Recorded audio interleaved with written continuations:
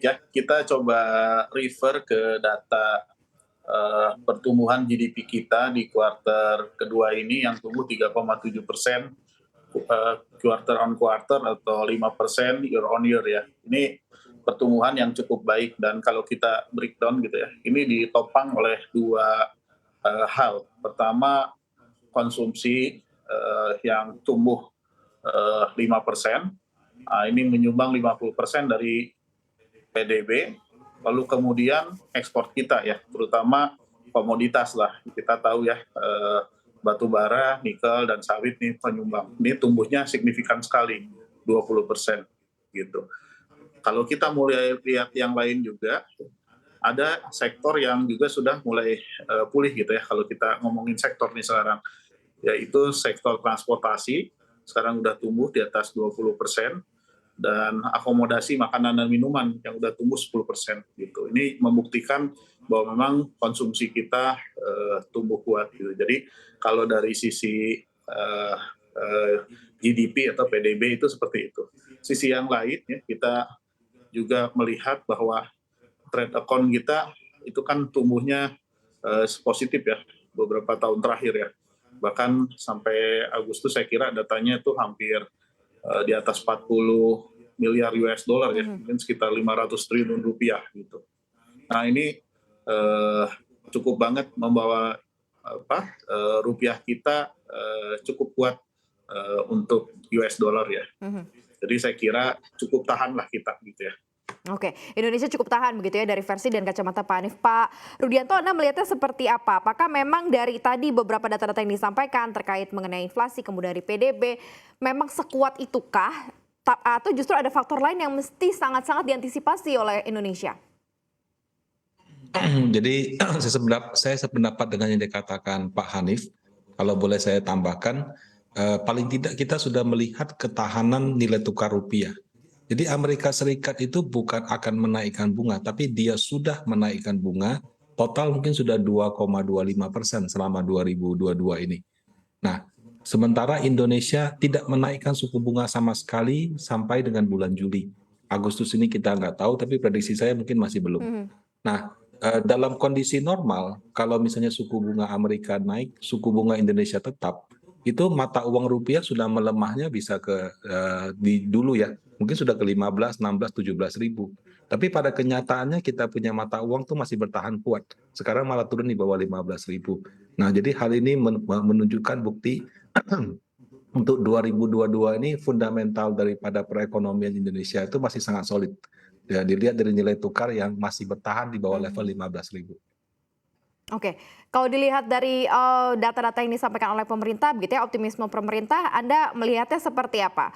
Kalau di bawah inflasi di bawah 4% gitu ya, kemudian juga target nilai tukar juga di bawah 15.000 begitu. Tapi tahun depan tampaknya kondisi perekonomian dianggap masih cukup gelap di situasional seperti ini. Menurut Pak Jokowi, ya, Anda melihatnya seperti apa dari statement dan harapan atau mungkin sesuatu hal yang memang diprediksikan oleh para analis dan ekonom, sementara dari sisi Pak Jokowi sebenarnya jauh lebih cukup optimis walaupun masih setengah-setengah begitu ya. Pak Hanif, Anda melihatnya bagaimana?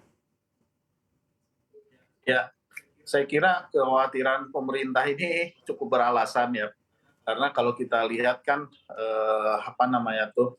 belanja pemerintah memang turun ya gitu. Jadi yang strongnya ini konsumsi rumah tangga dan ekspor gitu. Nah kalau kita lihat mungkin kekhawatiran itu ada alasannya karena subsidi yang cukup besar yang diberikan oleh pemerintah, terutama di sektor energi ya. Seperti Pertalite dan juga LPG gitu ya, subsidinya cukup besar gitu. Nah ini yang merupakan kekhawatiran pemerintah gitu. Jadi kita tahulah Pertalite kita ini masih harganya di bawah keekonomian ya, jadi subsidi masih cukup besar gitu. Dan impact-nya nih kalau Pertalite dinaikin, kalau naik 1.000 perak saja, inflasi bisa naik hampir 0,3. Ya, Pak Hanif?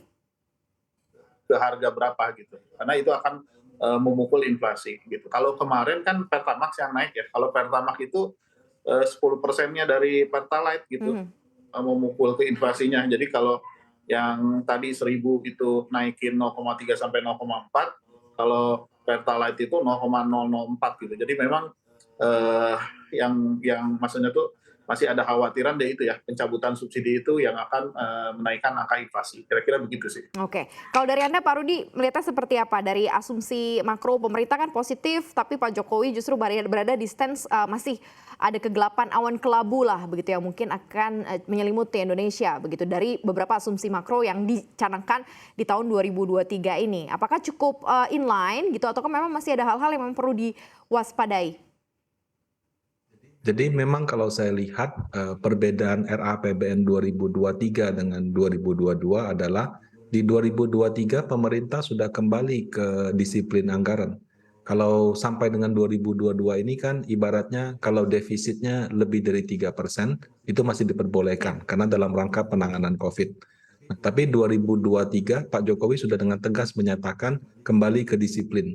Nah, dengan kembali ke disiplin artinya kelonggaran pemerintah ya. Jadi kalau misalkan harga minyak di luar kendali, sementara pemerintah masih ingin mempertahankan subsidi, dia tidak bisa lagi seperti 2022 misalnya. Kalau dia mau misalnya menerbitkan jumlah hutang yang lebih banyak. Nah, saya kira itu yang menjadi kekhawatiran Pak Jokowi sehingga dia sampaikan tahun 2023 itu memang lebih challenging, lebih menantang ya, karena harus disiplin anggaran. Pada saat yang sama harga minyak memang sudah turun, tapi belum turun sampai pada level yang membuat pemerintah tidak usah memberikan subsidi lagi gitu. Nah, jadi disiplin anggaran itu saya kira challenge yang sangat besar bagi pemerintah di tahun depan. Disiplin anggaran ya untuk